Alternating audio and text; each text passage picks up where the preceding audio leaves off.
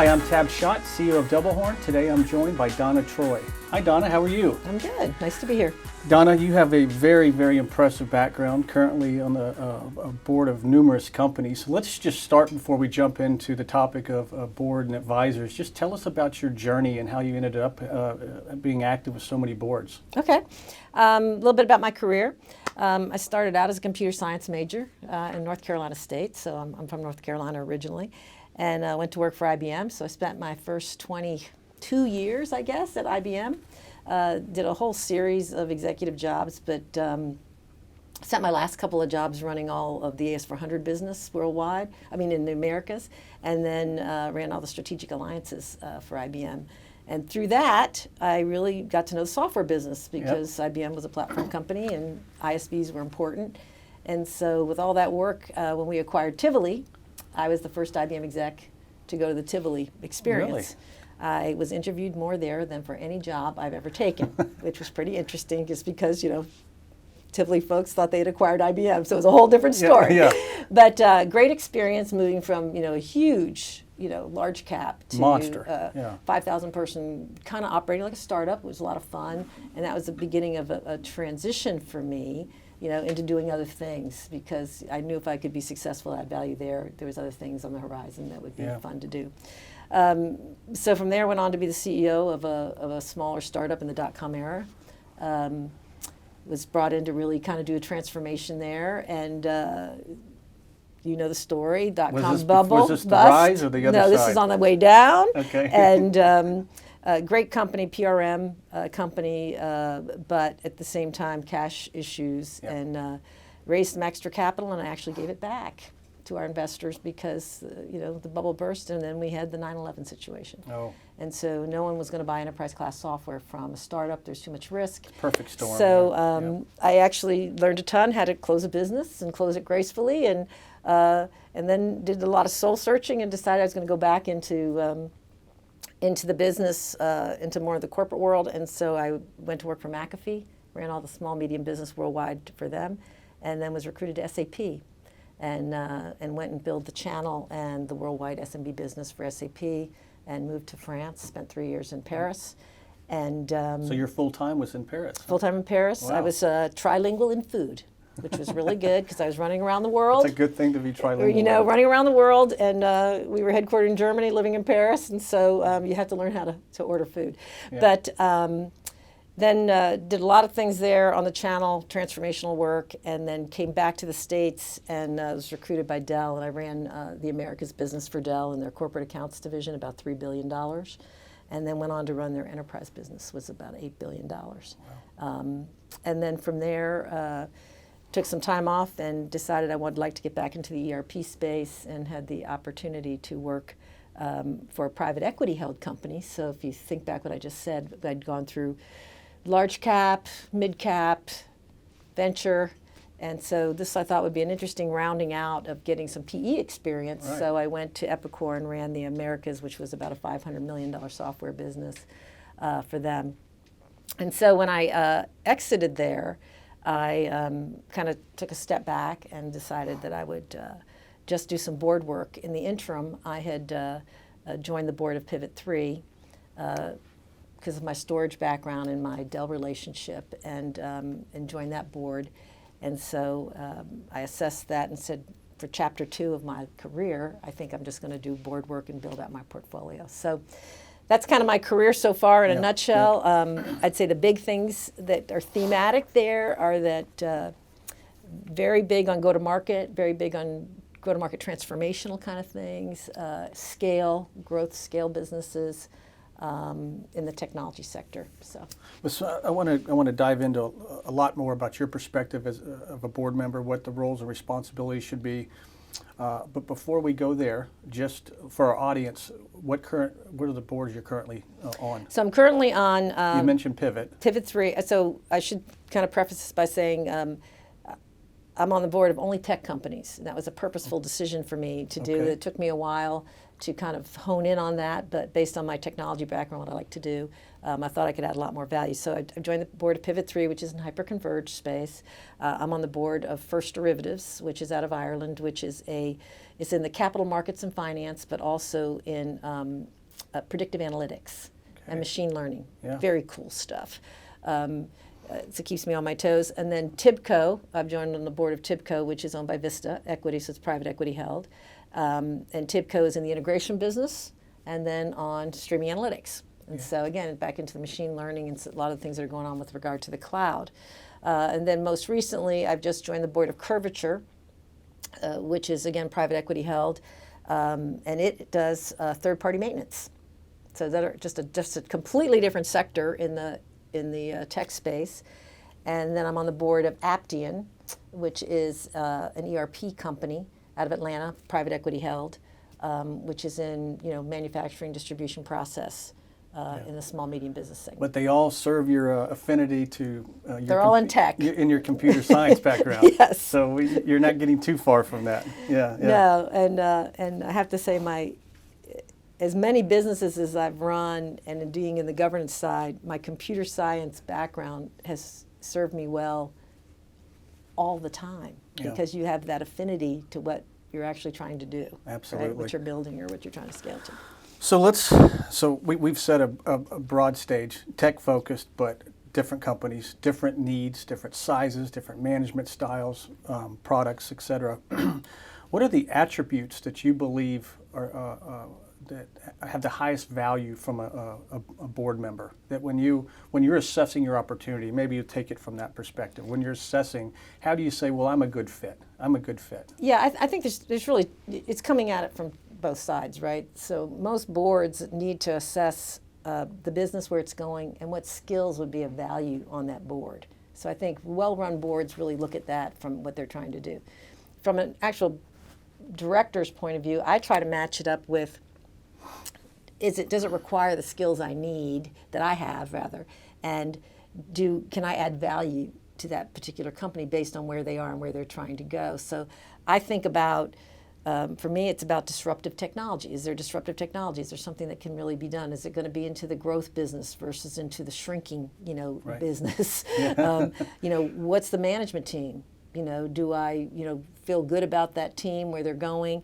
The board. I look about, it's all about the people. It's about the people at the board level too. You do want to work with functional boards, not dysfunctional boards.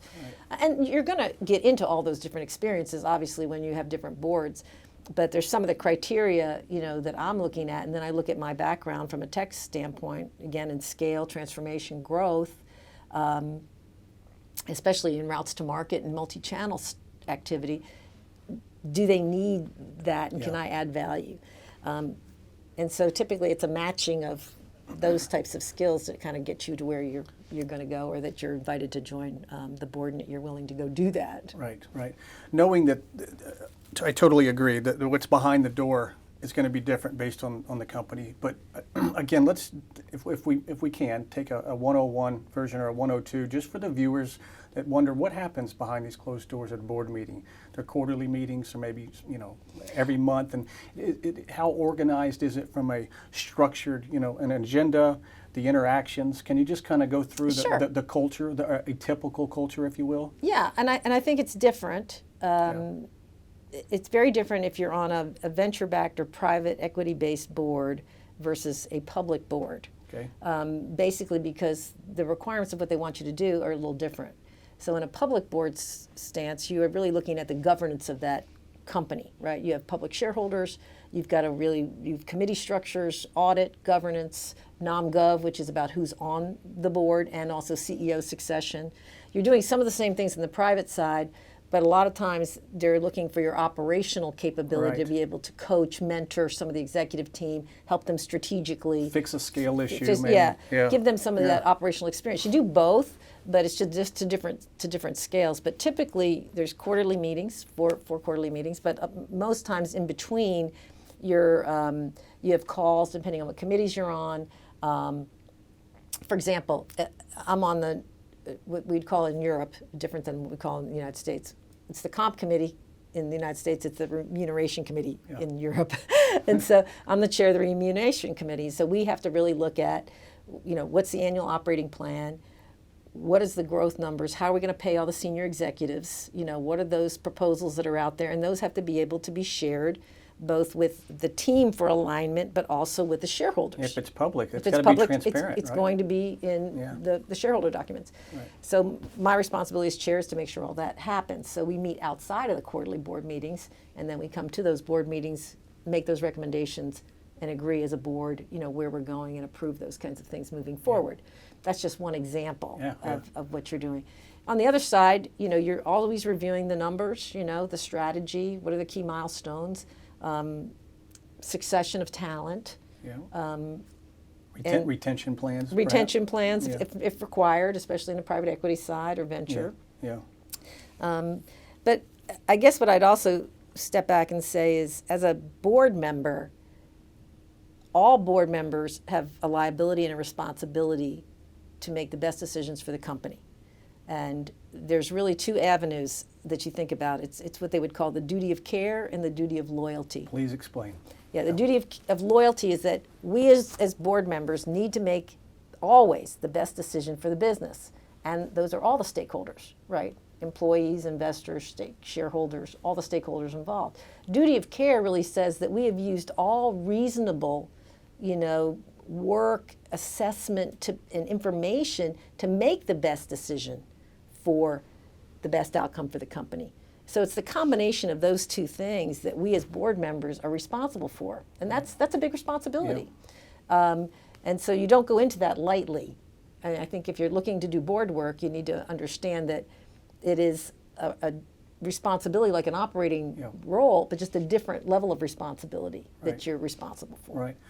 What happens, this is a loaded question to some degree, but it's got to happen. What happens when the board doesn't agree and you're running out of time? I mean, is there a resolution path that you've experienced that is more dominant, or? Well, what do you mean running out of time? Well, you've got to make a decision. It's got a 2-quarter expiration date, something that's got to be done by the end of a fiscal quarter. Okay. In other words, you've shown up now twice. You've had your subcommittee meetings. You've made your recommendations, but the agreement's not there. Well, if the agreement is, it's not 100% consensus, right? Each board member has a vote. So if at some point you decide that you want everything to be from a consensus point of view, ideally, you're going to document your minutes of your board meetings. But if you aren't all aligned and a majority is aligned and you have someone who's not, you try to do the work to make that happen, to make sure that you understand those issues and resolve them. But at some point, if you just disagree on the path, then you have to go, with the majority. The majority. Yeah, I mean, again, we all have to realize that you have to make decisions in the best interest of the company. Not making a decision, if it's going to cause financial harm, is a problem. So, but I haven't, for the majority of the time, people reach consensus basically because usually the data, the information, again, if you're doing the right level of work, well, if it's you for kind the of come best to interest that. of the company too, and you're making it through that lens, then you typically come to the same conclusions. Good debate, though. You ask a lot of questions. That's our responsibility. Sort out the facts versus the emotion. Yes. That a little bit, and try to make sure we come to the best logical conclusion. Let's talk about size and kind of these different. So you're on a board of 5 now. Mm-hmm. How many members per board? And I would imagine it varies based on the size of the organization, or is it based on the skill sets and the perspectives they need? Yeah, they're kind of all different. So for example, if you're in a venture board, everybody who's got money in the business is a board seat. Right. So if you've got a syndication of there's a large 5 cap investors, table. you're going to have 5 board seats plus a couple independents. So you could have 8 people. Yeah. You could be on a public board with 5. Okay. So I think it just depends. I think it's good because most times you have the CEO and the CFO are board members too. They're executive directors. 2 internal, yeah, right, okay. And then you typically will have some investors if you're private, which is usually 1 or 2. And then... and when you say independent, that's non-executive. Independent director, a non-executive director would be an independent director. Independence meaning that you're not tied to financially to that business. Right. So you want to have the independence because that gives you a balance of people who have motivations around the financial return, right, to their fund or their portfolio. You have the people who are running the business who obviously are very interested in their shares, and then the non-executives really should provide that overall balance if there is any debate, Right. on doing the best thing for all shareholders involved, right? Yeah. So that's good. I want to back up a little bit about approaching the opportunity again from your perspective. What is the engagement or the kind of the interview process, if that's the right word, that you would have with a current board member and or the executive management before you would say, I'm signed up, I'm ready to go? I mean, what is the type of questioning or insights that you would want to pull from them? In other words, the opportunity's been presented. You're a clear candidate, and then you got to go do your due diligence as well. Right. I mean, typically, you're going to talk to the CEO. You're going to talk to most of the board members. Again, if you have the private equity business versus a public business, you're going to have the investment thesis as to what's going on, the doability of those things. I think you really want to dig into the financials and understand where the business is, where the cash is in the business. I mean, the last thing you want to do is, join a board and you're running out of cash in 2 quarters.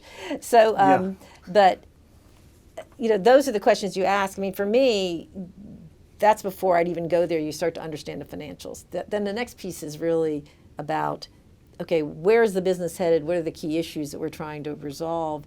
Are my skills the best fit? So I tend to dig into go-to-market strategy, what's going on the sales side of the business, customers, and maybe even talk to a couple customers if that's required.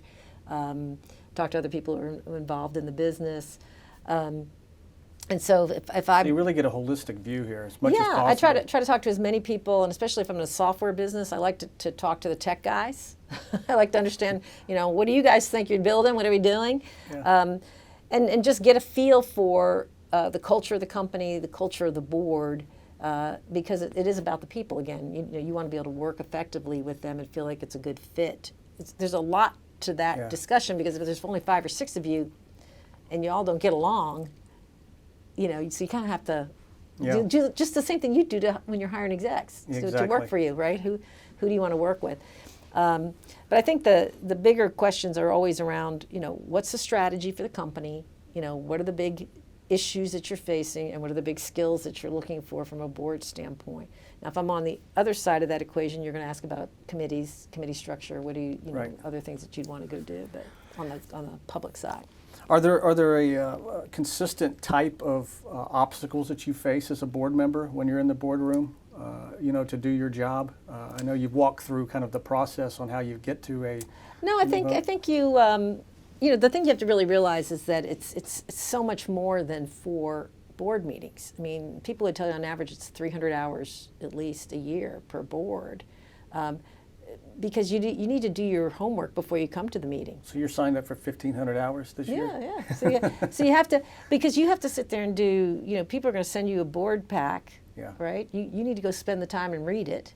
You need to be thoughtful about the questions you're going to ask, going through that. So it's not coming to a board meeting and getting pitched at. It's really about everybody should have done their homework, and let's come to the board meeting and understand what are the key decisions that we need to make going forward. So the bulk of it's in preparation. Bulk is preparation. Yeah. Also, if you're involved in committee work, you're doing your committee work. If you're involved in, for me, I'm involved in projects. So for example, in one company, I'm involved in their SMB strategy, their small medium business strategy. So I'll meet with the folks or do some workshops with some of the folks prior to that, and then do some report out, at a board meeting. That's more, again, private versus it would be public. That's another example of a privately held firm versus a public. So you're getting more into the operational weeds, if you will. Helping if I can through that process. But that's the preparation that you should do as a good board member. I think the other things that good board members do is you need to educate yourself. So for example, when I decided to go on this journey, I belonged to the National Association of Corporate Directors.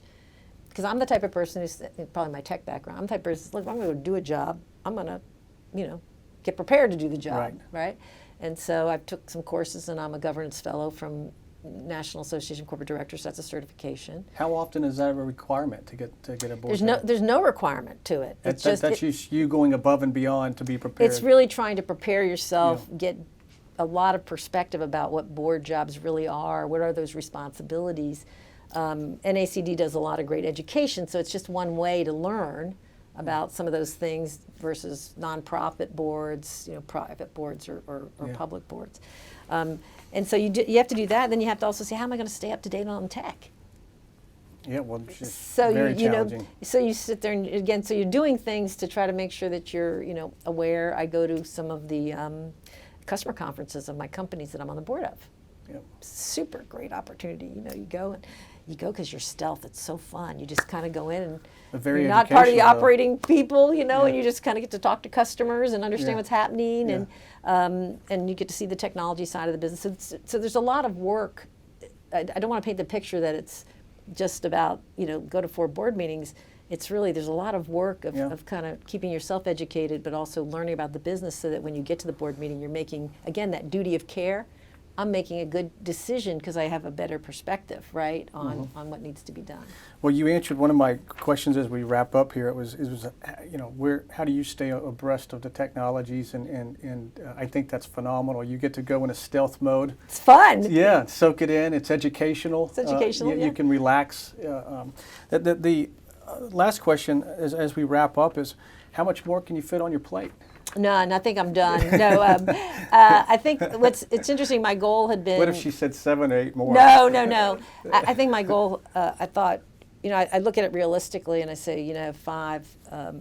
But companies change, and so you just always are kind of, as a board member, there may be, for example, there may be an exit, and someone's going to sell the company. Well, then the board structure may change, or a company goes public, and the board structure may change. So. You have a portfolio, but that portfolio, like anything, can grow, change. And Some event can take place. Some event can take place. So my perspective at this time in my life is more, I'd like to stay at about 4 or 5. I think that's the right mix for me. And then we just, see where it goes and do the best job I can on the 5, that I'm working with. Well, there's no doubt you're going to do a phenomenal job. You're a very impressive person and background, and thank you so much for being with us today. Oh, you're welcome. My pleasure. Okay, thank you.